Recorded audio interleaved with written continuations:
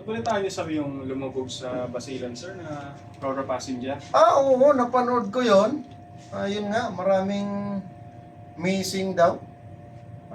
Parang yung patay ata, nasa 15 kahapon, balita. At saka may nakita ako doon na isang kadete na isa sa nawawala ata yun o nakuha na.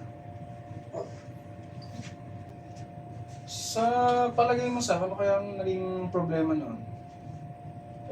Marami. Kaso lang, mahirap kasi magsabi, wala tayong exact na or kulang tayong information. Pero, ako galing sa Inter-Island at saka yung mga previous na nangyari, halos iisa lang ang dahilan.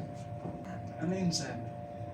Kalimitan, shifting of cargo. Gaya nung, pa yung sa Sulpicio, yung lumubog dito sa may Cavite, shifting of cargo.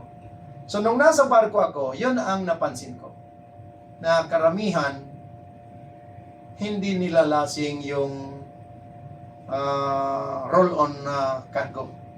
So, ibig sabihin, pag roll-on, yun yung mga sasakyan, kalang lang yan, nilalagyan lang ng cone. At ang iba pa nga dyan, yung sumakay kasi ako sa container na nagkakarga kami sa ibabaw. So yun ang problema dyan. No? Pag nag-ano ng kaunti, nagkaroon ng shifting of cargo, it will affect the stability. Kaya yun ang lagi nyong iisipin, secure properly the cargo to avoid shifting of cargo that will affect the stability. Maliit lang yung barko, no? So pag kung may karga yun na bus or biglang galaw, tatagilid yun. O kung may kaunting alon, hindi na makabalik.